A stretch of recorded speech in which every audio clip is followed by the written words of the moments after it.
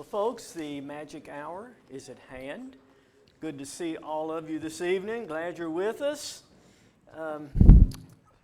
Delighted to welcome Kevin Slimp tonight. He is known around the world, right? For many things. Maybe. We won't name them. I don't know. I don't know if they know me anymore or not. What's that? They used to know me around the world. They used to know you around the world. Yeah. Anyway, Kevin, by the way, let me begin with a question. Of course, was it Saturday?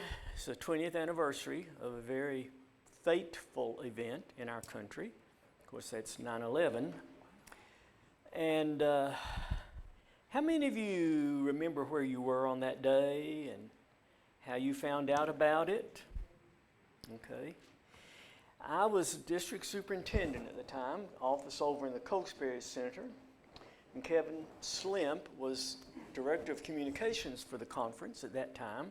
His office was across the building a little ways, and I'd gone over to him as usual to seek advice. I'm not sure what kind of advice. We were designing a district newsletter. That's I remember. what we were doing. Yep. That's what we were doing. He was designing a district newsletter for us, and he got a call from his then wife, and that said that the building in New York, the World Trade Building, had been bombed. At the time, we just figured a plane had crashed. Yeah, that's what it was. Just Right. thought it was a wreck. Right. Yeah. So we were both disturbed about that, and then he continued to search and find out what had really happened. So my memory of that day is always linked with Kevin. Mm-hmm. And okay, just a second. Anyway, every year on 9/11, we usually communicate in some way or another, if not at other times during the year, which we often do. Kevin and I come to be good friends. He was a ping pong player, and you know I have some history with ping pong. So we would slip away from our offices and go back into the warehouse back behind the building, sort of like Don and I used to go downstairs here and play some ping pong. I was better than he was, of course. And now we are words with friends, opponents. We are. We are. Who usually wins? You know, my favorite story about Jim these days, you know what I'm going to tell them, No. is about a year or so ago. Wait. I had beaten him several games pretty badly in a row. No. And he wrote me and he said, I want to know who's giving you all this help to win these games. And I wrote him back and I said, you are.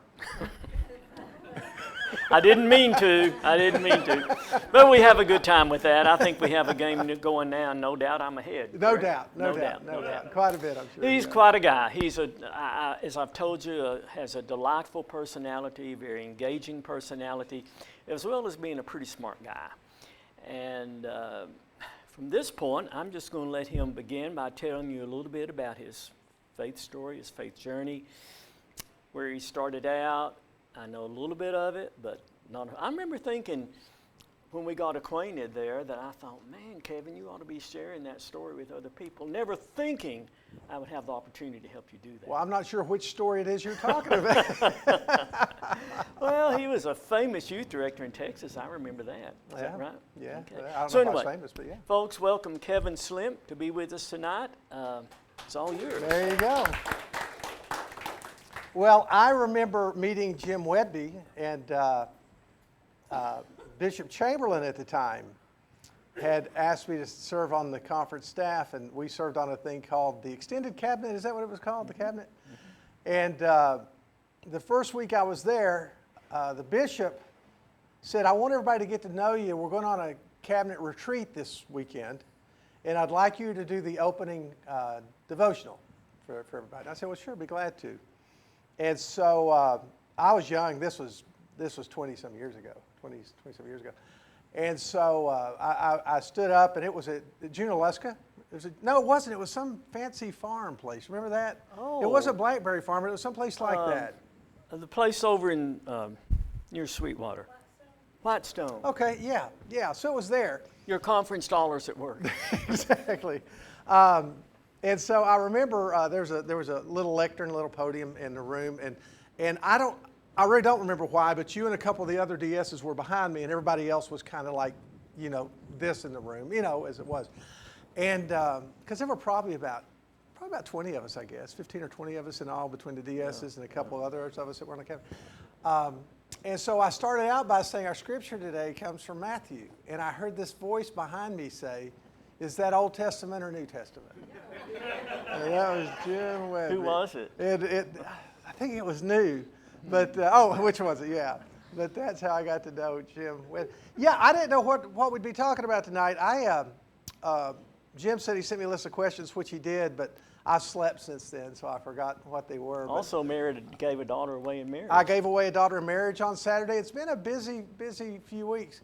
But yeah, Jim mentioned that I grew up in Johnson City, which is not far from here, and moved out, went to ETSU, University High School, if anybody's from there. I'm a UH grad, and then went to ETSU, and then I'm an Aggie, graduate of Texas A&M, and one of my degrees was in theology. They actually, in Texas, you could get a degree in theology at Texas A&M. So what did you do with that degree? Nothing, but I was an engineering major, and I got a degree in engineering, and as soon as I was about to finish it out, a company offered me a job, and I went to look at it, and I said, what are all these guys doing? And they said, they're engineers. And I said, this is what engineers do? And they said, yeah. And I said, I can't do this. Because they were all sitting at desks. And I said, I can't do this all day long. And so I went back and got a couple other degrees, but one of them was theology. And while I was there in school, a small church near the campus asked me if I would be their youth director. The Wesley Foundation director had hooked me up with them.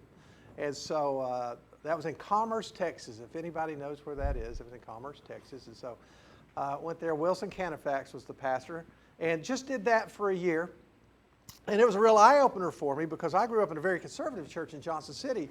And the first week I was there, I was told that there was a dance scheduled at the church for Friday night, and I was in charge of it. So I had to figure that out real quick, but I did. And I went from there to Paris, Texas, which was my first full-time church, and that was a great church. Boy, was that a great church.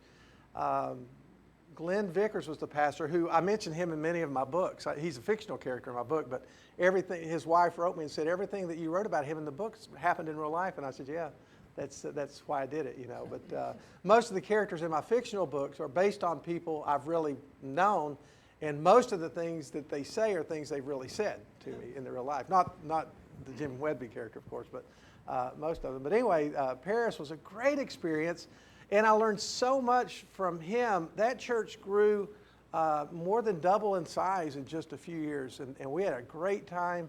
And Glenn was a terrible preacher, and he knew that about himself. And so he preached very short sermons because he said, I'm a terrible preacher. But people absolutely loved him, and that church just grew like crazy. And what a great place for me to learn to do work in the church. My goodness.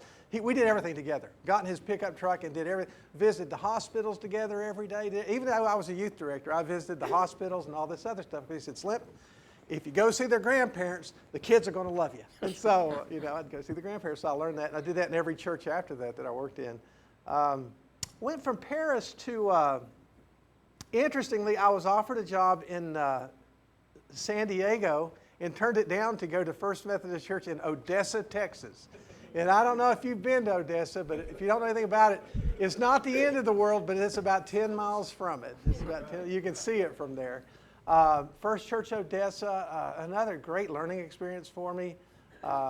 Went there. I was there when the guy was there writing Friday Night Lights, which was based on, I was working with the kids from Permian High School, so I knew quite a few of the people who were in the book Friday Night Lights. They didn't know why he was there at the time. They thought he was going to write this great book about their wonderful high school football team, not an expose about the evil behind it, And so, and I saw just what he saw when I was there. So it was really interesting when the book came out for that. And then after a few years in Odessa, I went to work on campus at Auburn University for the Methodist Church there, and was there for just a couple of years, and then was offered a position at First Methodist Church in Lakeland, Florida, which at the time Christianity Today called it one of the 20 super churches in America. So I was very lucky to get to go to that church. That's where bishops go to retire. I think we had 11 or 12 retired bishops in that congregation.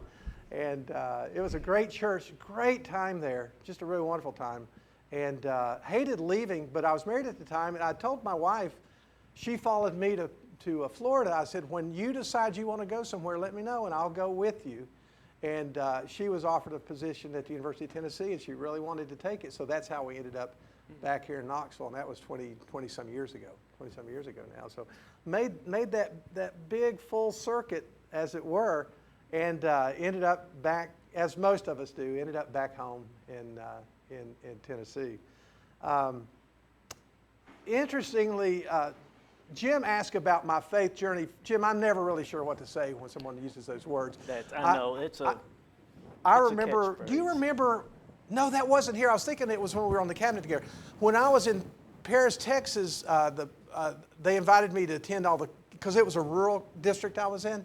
And so they would invite me. I was the only youth guy in the district, so they would invite me to all the clergy things. And so I remember going to a clergy retreat one weekend, and they had apparently a nun who was well known. I couldn't tell you who she was, but they asked her about her faith journey, and she refused to talk about it. And she said, I don't really think that's something I should talk about.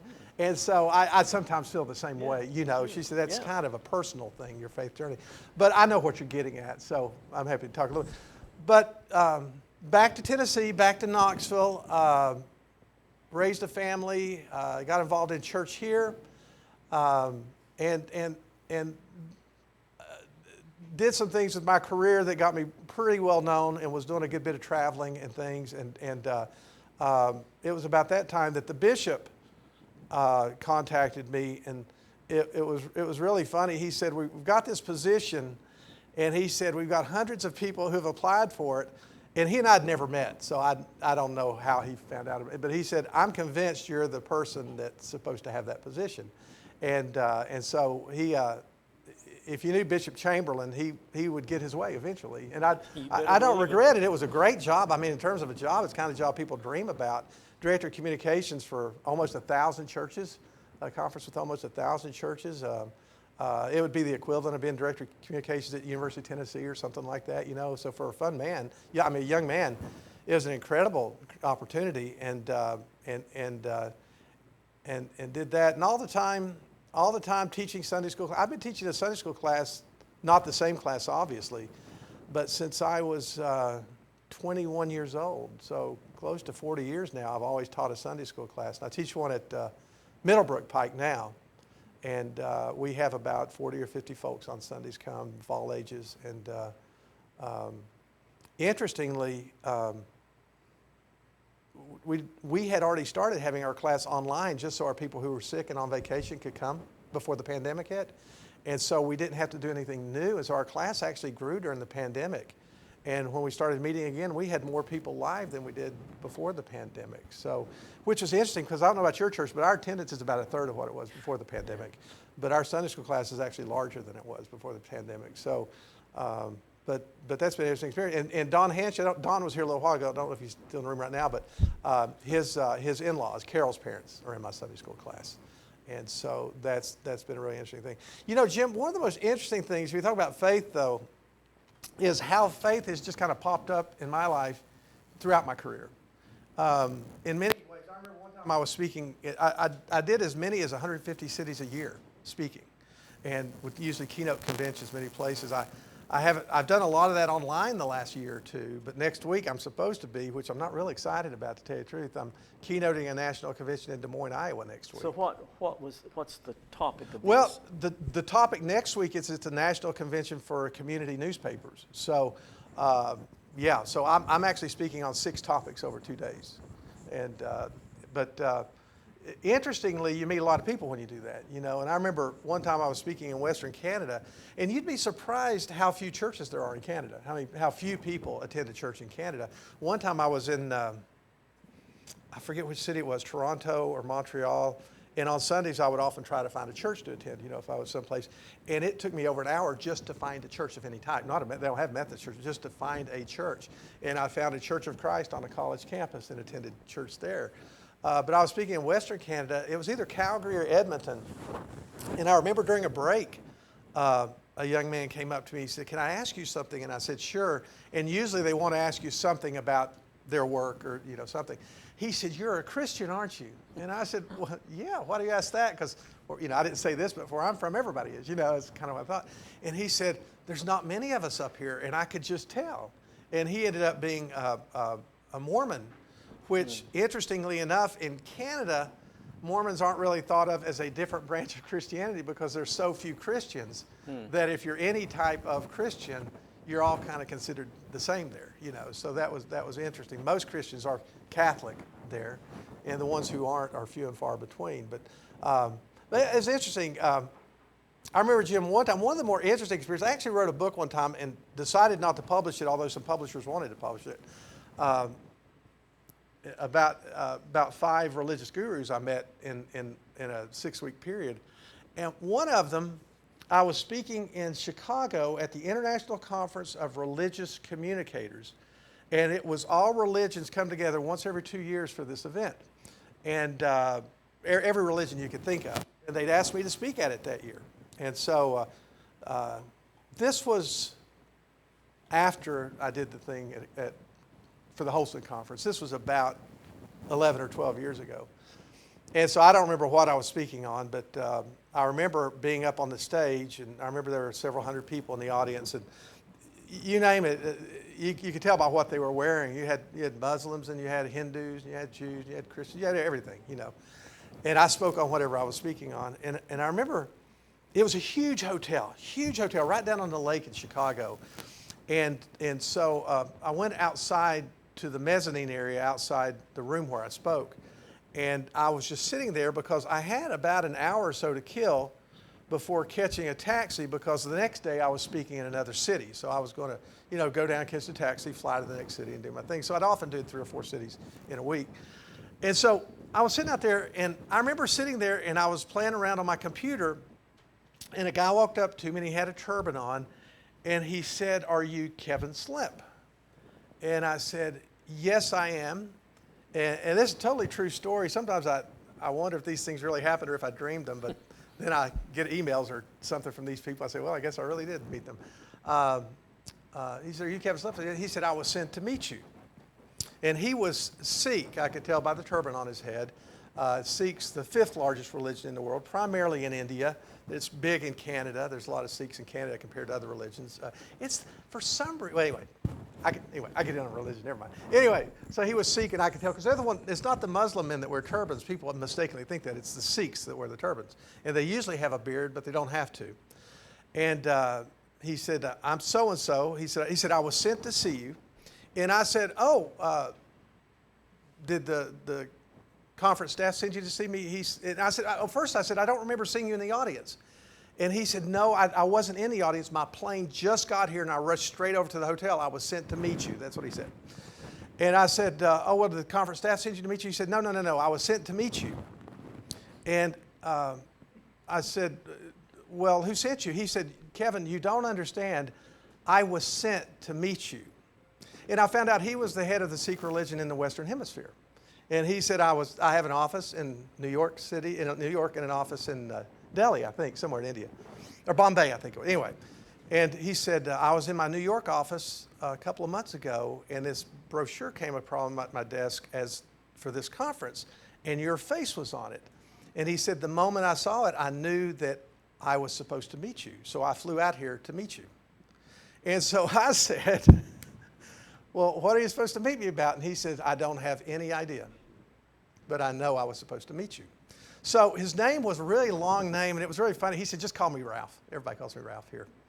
And he was a really nice guy. He was Indian, of course, from India. And he had an Ivy League. He'd come to America to receive an Ivy League education, and somehow got this position, whatever it was, in the Western Hemisphere. And we talked for quite a while. And he brought out this.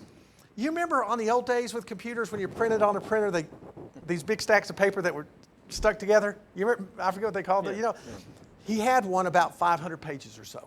Maybe more. It was about yay thick, like an old yellow page, or old phone book. And he said, I've been traveling the world writing this book. And I wasn't a publisher back then. I was just traveling around speaking at conventions. He said, I've been traveling the world writing this book, and it's a book of children's stories from different religions. And so he said, like David and Goliath is in there, and stories that children would enjoy. David and Goliath's in there. He told me this great story from the Muslim religion about two children who were on the sand, and they drew something on the sand. Anyway, he said, so I'm collecting stories from various religions and putting them in this book. And he said, I really think I'm supposed to give this book to you.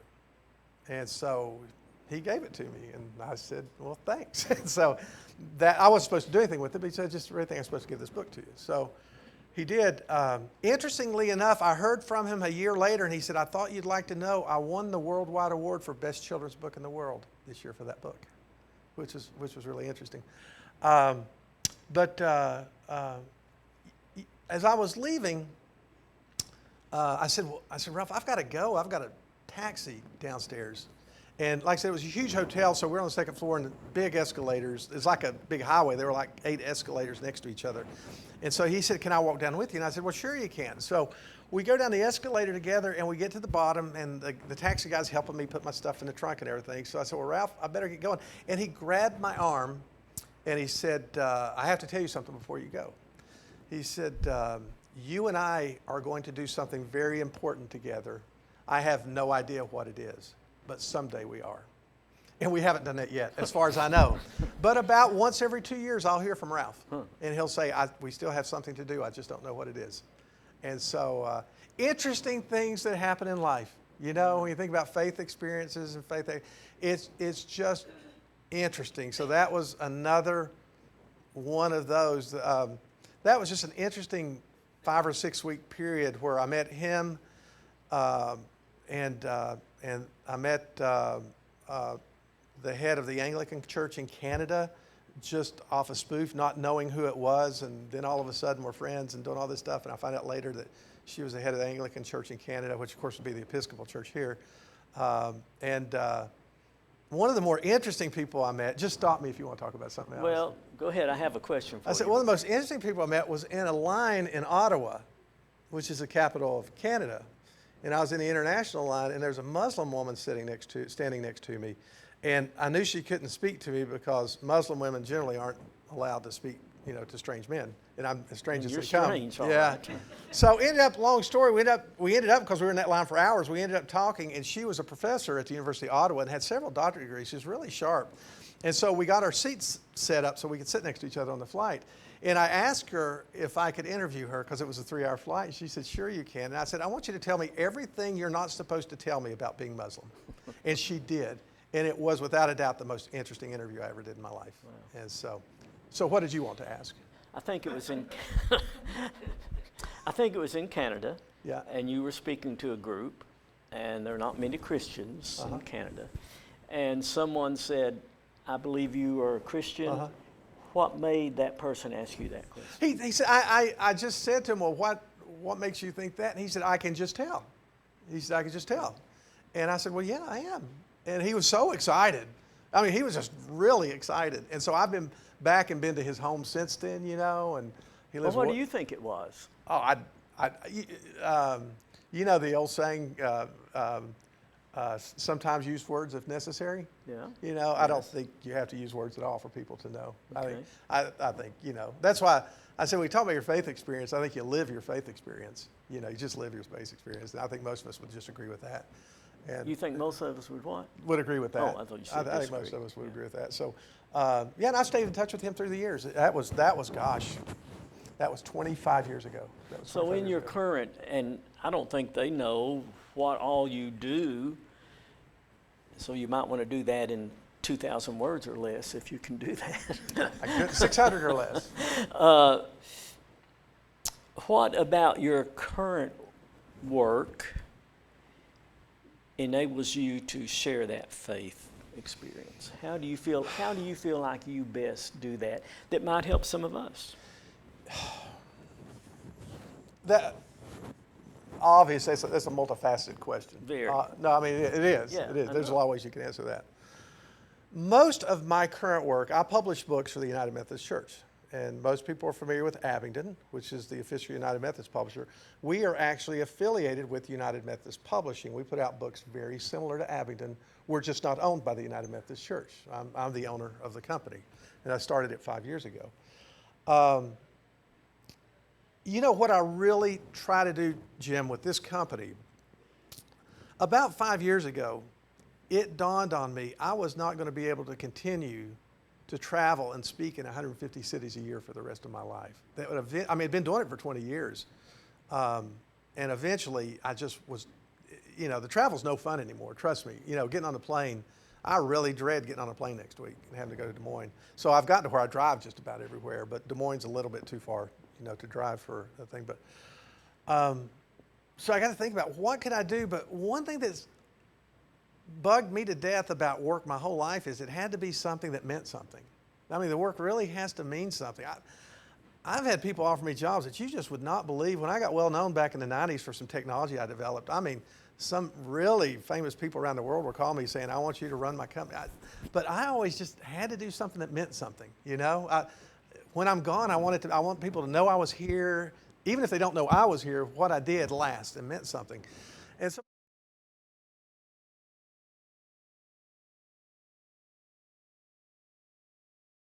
until the day I die.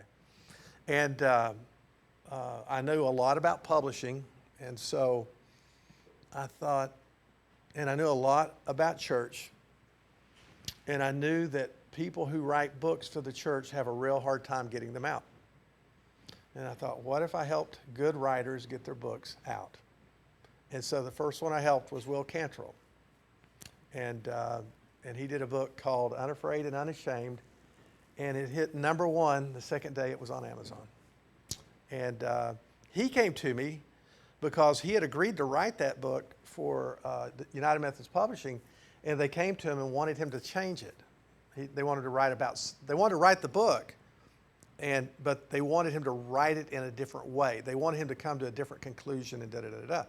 And he said, I'm not going to do it. I told him I'm not going to do the book. And that's when I said to him, I could publish that. That's before I even started a publishing company. But I just said to him, I could do that. He said, you could publish a book? I said, sure I could. Sure I could.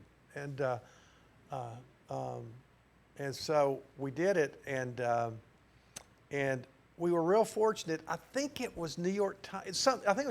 Somebody in some huge publication the day it came out was being interviewed about the potential split in the United Methodist Church.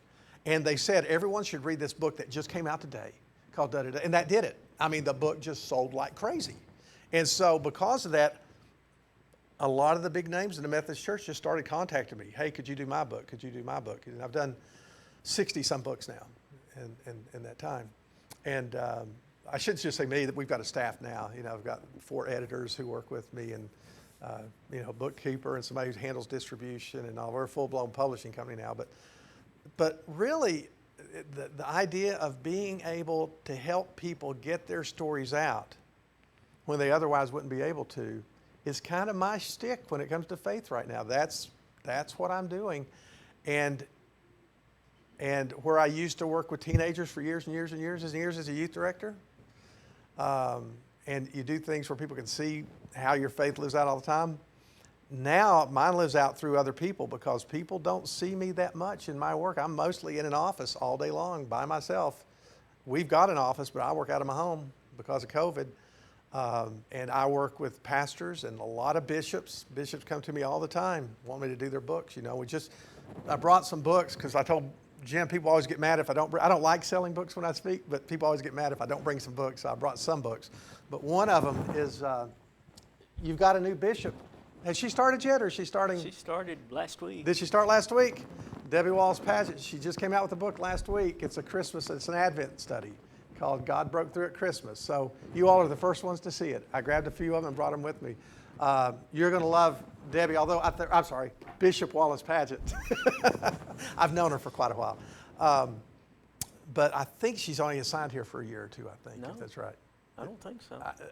Maybe not. Well, we don't know. We don't know until the General Conference meets. As far as she knows, she's only here for a year or two, but she would love to be here longer. She's bought a house here. Yeah, there you go. So we're supposed to have lunch, so hopefully she'll be here long enough for us to have lunch. I But hope anyway, so now that's what I do. We used to have lunch together, but Kevin can never find time to have lunch with me. So. I've done several books, most of them fictional books, but my name's on this book, although I had a lot of help with it. Where do we go from here? This book was #1 on Amazon for 5 weeks 3 years ago. It really hit big, and it was about where does the Methodist Church go from here? And I think it came out in 2019, so I guess that was 2 years ago. Did you answer the question? What was the question? Where do we go from here? Of course we did. Of course we did. Started out talking about my Sunday school class and went from there. But I actually had 24 writers help me with this. And I like to say all the most famous names in Methodism except Adam Hamilton. Everybody else said yes to me. We asked 25 and 24 said yes. And so, and Adam's a great person, don't get me wrong. He's pretty tied into Abington though, so I don't think he writes anything that they don't publish. But but that was a good one. So, yeah, Jim, I'm sure you feel the same way. I'm sure a lot of y'all feel the same way. My faith's been so much a part of my life for my whole life. I just don't really even think about it anymore. It's just what it is, and it's just tied into everything you do.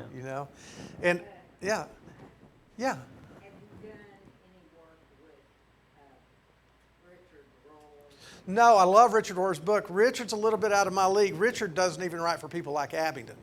Richard writes for the big, I forget which one is his company, but he's with one of the huge ones out of New York. But yeah, Richard is big time, yeah. If I could get a Richard Rohr, I could put out one book and be done for the rest of my life. Yeah. But we do have, Adam Hamilton without a doubt is the biggest name in Methodism in writing, but we have number 2, so that's Keiko-Tan. And most of our books hit number 1 in the Methodist genre after they come out. Number 2 is who? Keiko-Tan. And so she just did the number 1 Methodist book right now, and has been for a few weeks, is Being the Church in a Post-Pandemic World. And we put that one out about 2 months ago, and it is still selling like crazy. Matter of fact, driving over here, Cokesbury bookstore called me and said, we need 200 more copies. Can you get them to us, But she's number 2 now. Adam's still number 1 for sure.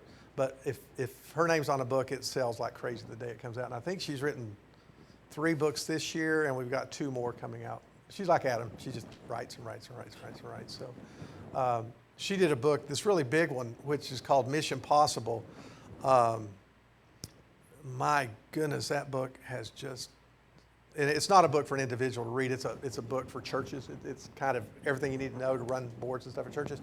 And we got an order the other day for 600 copies from the Virginia conference, and got an order for 200 copies from the Arkansas conference. So that book just sells in huge quantities to conferences and districts and those kind of things.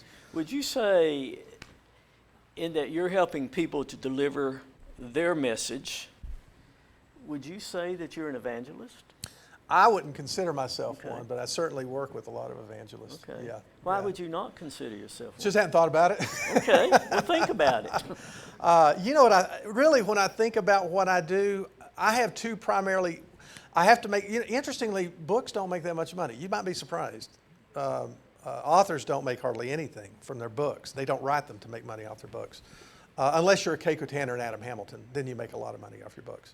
But most authors don't see hardly anything, even if they're best-selling books, because by the time it goes through resellers and all that kind of stuff, there's hardly anything left. So I still speak at a conference now and then to make a living, because I'll be honest with you, our company has grown right now that I'm probably making enough from the company to make a living now. But that's just happened recently. So for 3 or 4 or 5 years now, I've basically been doing this for no salary, but still making a living speaking at conventions. So I'd go speak at a convention once or twice a month, and that would keep me going, So you could buy my birthday lunch? Now I can. Okay, now good. I can. So I've really backed off. I don't plan to speak at any more conventions for the foreseeable future after I do this one in Des Moines next week, because the book company has become it's my full-time job. And I work, and this is not exaggeration, I work 70 to 80 hours most weeks. I work till about 2 in the morning. I'll go home and I'll work till about 2 tonight probably. And I get up about 8 and start all over. And that's just, and I don't mind it, because when when you love your work, you don't mind it. So I don't mind it at all. And I don't really get tired. I just sit there and work till I get kind of tired, and that's usually about 2 in the morning. And then I go to bed and get up next morning, start all over again, so. As you all remember, maybe my saying, I had this idea as I would watch people walking my dog in the morning, speeding up and down Cricken Road, this way, that way. I wonder where they're going. Wonder what they're doing for us. Wonder what they're doing for the world. And I think this is a great example of someone who's out there for us, helping us be who we're called to be. Kevin, we've got several more minutes, so let's open it up for questions. Sounds unless good. you have something you want to hit before. I we see a get there. famous person down here with a Right question. here, yes, Okay, very famous. Kevin, I'm a Sunday school teacher too. So Okay. I'm just curious, how do you do your Sunday school lessons? You write your own materials and all that, or what? Well, there's just so many good books out there. I just find a really great book to use as a guide. And even though ours is a big class, it's very much a discussion-oriented class. So usually in our class, Phil Moore, do you know Phil? Phil and I co-teach, he's a retired Methodist pastor, about 20 years older than me. Phil and I have co-taught that class for 20 years now. And so we try to find a really good book, and a couple that I found, like we did one by Donald Haynes, who some of you all may know is an old name. Donald's, in his about 90 now. Donald wrote one called A Digest of Wesleyan Grace, and it's the best book I've ever seen on what it means to be a United Methodist. So we did that book, and so I usually sit down a day or two before and go through the chapter and kind of come up with what I think we'll talk about. And it's usually lecture-based is not the right way to say it, but we have a real lesson for about 20 or 25 minutes, and then we usually have a discussion that goes on for 15, 20, 25 minutes after that. Did that answer your question? Yep. Okay. So we usually use a book either by Abingdon, or we've used several of the Market Square books, So we'll find a good Methodist author usually. We've done Richard Rohr and other people like that as well. Yeah. Others. Come on, folks. So as someone who is also serving the Holston Conference and has also served in the Texas Conference. Which one in the Texas Conference, Houston? Yeah. So I served in Jasper, Texas, which is... My brother's in Tyler. Oh, okay. Yeah. Yeah.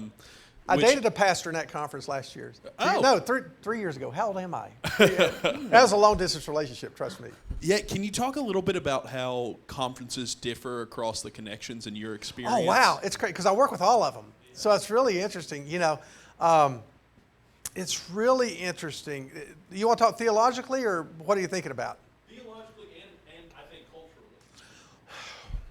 It's really interesting. You have your strong, when I say strong, I guess there's not strong and weak, but we think of some conferences being really strong conferences, and some not as much. So you think of really strong conferences, you think of things like North Georgia. Now, Holston's considered a strong conference. You think of North Georgia, you think of Florida, you think of Virginia. And when you think of the conferences that are really strong are usually the ones that have the most churches. And I don't know where Holston fits now. It's probably 4th or 5th or so would be my guess. It was 3rd when I was here, but some of the other... North Georgia's 1st, Virginia's 2nd, Florida's 3rd. I do know that. Western Carolina's pretty large. Western Carolina's up there too, yeah. But yeah, interesting, you have what we call more mainline churches in the bigger conferences, but then you get your more conservative conferences like the Texas Conference, like North Alabama, which is interesting because your bishop now serves Holston and North Alabama, which in terms of the conferences are incredibly different conferences. So I'll be interested in hearing after a while. I do remember when she came to Holston about her talking about how much she was loving it here already. And I just thought to myself, I bet it's a lot easier to work in Holston Conference than it is in North. I don't know that, but I would think North Alabama might be a tougher conference to be a bishop of, I served in the South Alabama Conference when I was in Auburn, and I knew that was kind of a tougher place to serve. But yeah, but they're mostly real similar.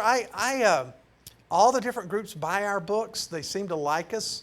I work with most of the bishops and know most of the bishops from the different conferences and those kind of things.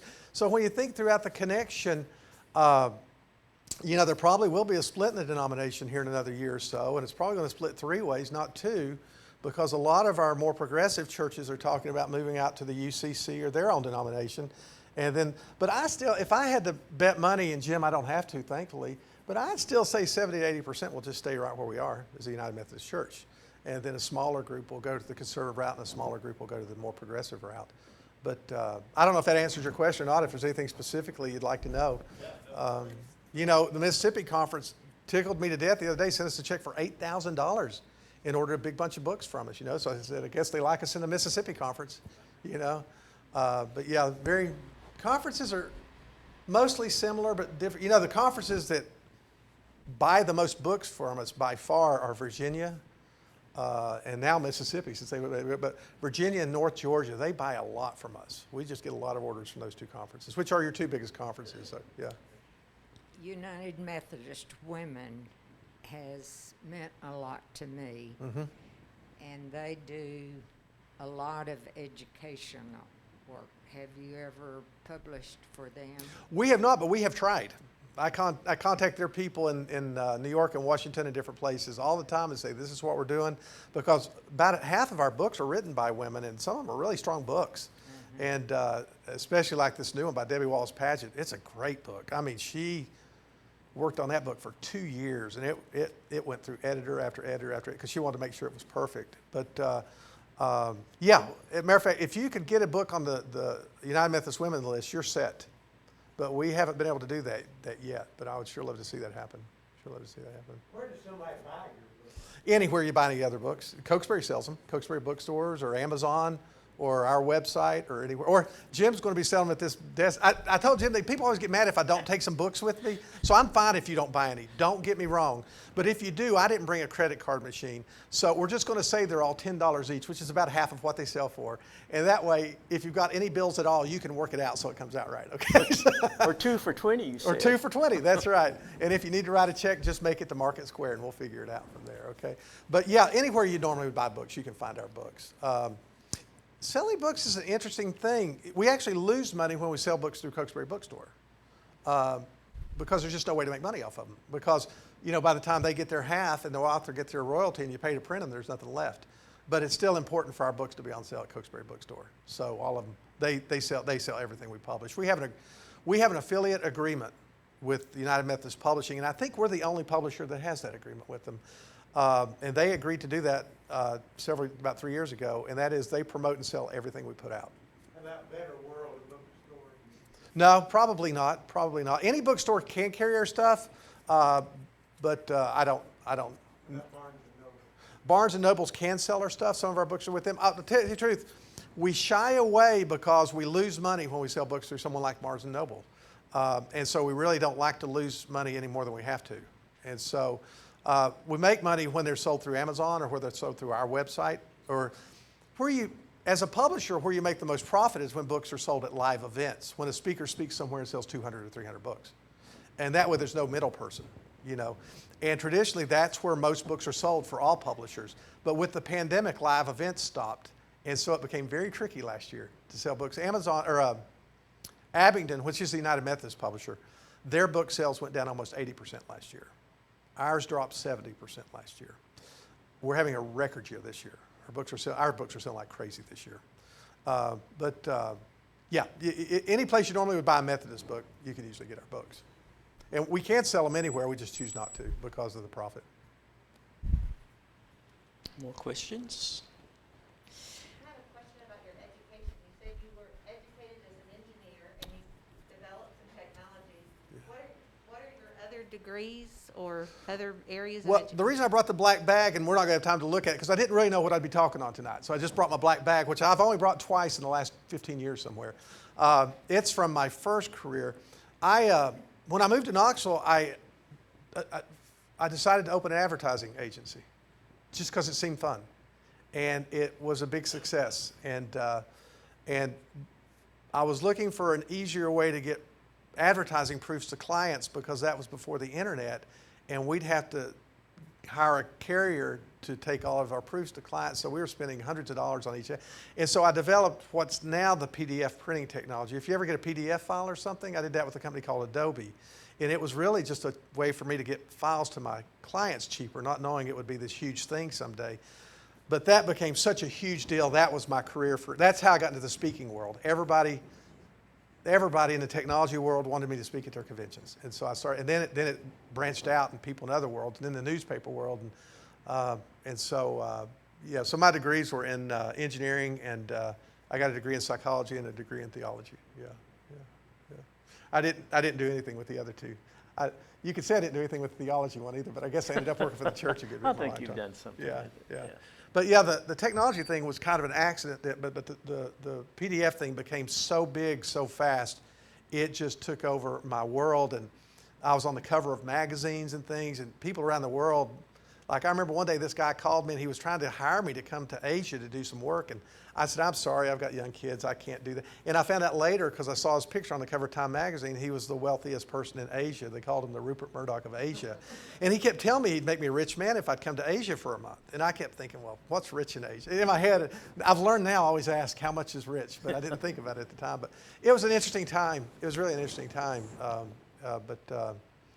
Yeah, it was, school was fun, and getting all those degrees was fun, but other than the theology one, I never really used the other ones for much of anything. What's your theology degree? It's just a BS in theology, yeah.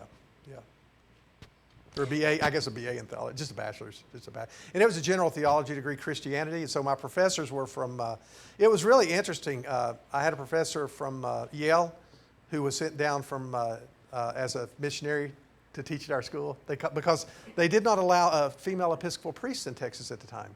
So she was sent to Texas from the Boston diocese as a missionary to teach at our school from Yale. She was teaching at Yale.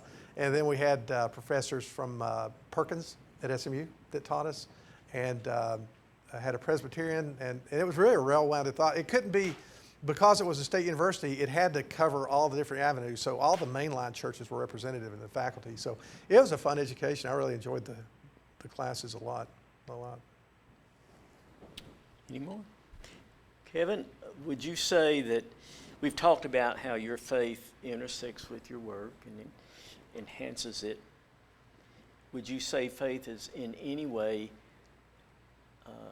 challenged your work or got in the way of your work?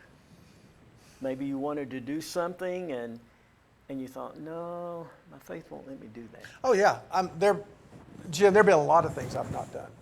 But I wouldn't say out loud to someone at the time, I'm not going to do it because of my faith. I would never do that. But there have been a lot of opportunities in my life, which I would say when you say I'm not going to do something because I just don't really think it's a good thing to do, it's a quality thing to do, mm-hmm. It's good for the world if I do that, I think it's your faith telling you. And I've had many opportunities I've had people call me to be CEOs of big companies and things. I looked at it and said, that's not where I want my life to be. That product, isn't where I want my life to be. That's not what I want to do. That's not what I want to accomplish. But I wouldn't say it's gotten in the way because I really like what I do. Yeah. So I'm happy with where I've ended up. And hopefully I've not ended yet, but I'm happy with where I'm at and where I seem to be going. But yeah, my faith has kept me from doing a lot of other things. Let us know when I believe it was the Sikh fellow who said you all. When we figure it out. Let us know what it is, will you? I will. He had a business card that on the front had his name, which was this long, and if you turned it around, it said Ralph on the back. Okay, Kevin. Yeah. I have one last question for you, Kevin. Yeah. I'm a big reader. I read all the time. We've been talking a lot about religious books in this session. What's the best non-Christian fiction book you've read in the last 2 years? It's one I wrote. No, of course. Non-fiction? No, say that again. No, secular fiction novel you've read in the last. I haven't. I'll be honest with you. I have to read so many books in my work now. It's rare. Other than a book I'm teaching for Sunday school, I read another book. Pastors send me books constantly to look at. I am reading books constantly, so I have not read anything outside in a while. Do you have the best book you've read in a couple of years? More broadly? Gosh, I don't think I could come up with the best one. I really don't think I could. I read a lot of books. Right now I read a lot of, obviously, religious books. Right. But when I was reading, before I started Market Square Publishing, I was an avid reader, and I love things like John Grisham and those kind of books. Love like John Grisham books. My favorite author of all time was a guy named Louis Grizzard. And I wrote a book called, and I'm going to read one page out of this for you before we leave, because it mentions Jim Whedbee. I wrote a book called The Good Folks of Lenox Valley, and Louis Grizzard's pastor called me and said, I have to tell you, it's like reading Lewis. And we met, and he said, I have to tell you, meeting you is just like being with Lewis. He said, you all have the same personality, which is really funny. So I want to read something out of my, can I do that? Go We've got right 2 ahead. minutes. Go right ahead. This is a fictional book. I wrote a syndicated column that they said was read by about 1 million people each week. It was in 300 newspapers in the United States and Canada. And it was called The Good Folks of Lenox Valley. So I thought, well, surely all 1 million of those people will buy my book. Well, a couple thousand of them did. Anyway, but it's about a fictional town called Lenox Valley and the people who lived there in 1998. And this chapter, the chapter's only about 3 or 4 pages, so I'm going to read part of this chapter to you, is called Methodist Ministers, They Come and Go.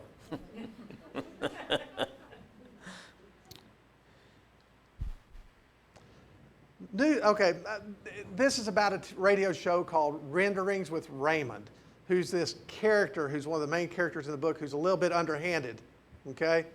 And so he's always trying to pull something. So his show's going on, and the callers are calling in, and people are calling in about this new book that's out called Harry Potter. And Martha Jean Bratton called in and said, Harry Potter, barked the first caller, Martha Jean Bratton. Some of you all know Martha Jean. Yes. Is of the devil and has no place in the hands of any self-respecting young person. I feel certain, Raymond told his listeners, that enthusiasm for this Potter character will wane soon enough. He added, how many teenagers do you know that like to read? Mark my words, no one will remember Harry Potter by this time next year. Well, so the show goes on for a little while, and someone's listening to the show, and the person listening to the show is called Curtis. Her name is Mrs. Curtis, and she is based on a woman that went to my church in Lakeland, Florida. And Diane Curtis is the head of the Pastor-Parish Relationship Committee at the Methodist Church in town, and they're up for a new pastor. And so that's big talk in this little village of Lenox And that's Valley. an enviable job in every It is church. an enviable job. Diane Curtis, chair of the Lenox Valley Methodist Church Pastor-Parish Committee, had just turned off the radio when her phone rang in the kitchen. The call was from Reverend James Whedbee, Springfield District Superintendent of the Methodist Church. Methodists, you see, don't select their own ministers like most Protestant denominations. Their pastors are assigned by bishops, and word is sent to the individual congregations through district superintendents. It's a long tradition going back to the days of circuit riders who traveled early America on horseback, constantly moving from one church to the next to make sure everyone received the sacraments on a steady basis. Mrs. Curtis began the soft-voiced superintendent. I'm calling with good news. Oh, really, she said, obviously excited. What's that, she asked. Reverend Whedbee continued. After prayerful consideration, we have selected a new pastor for Lenox Valley.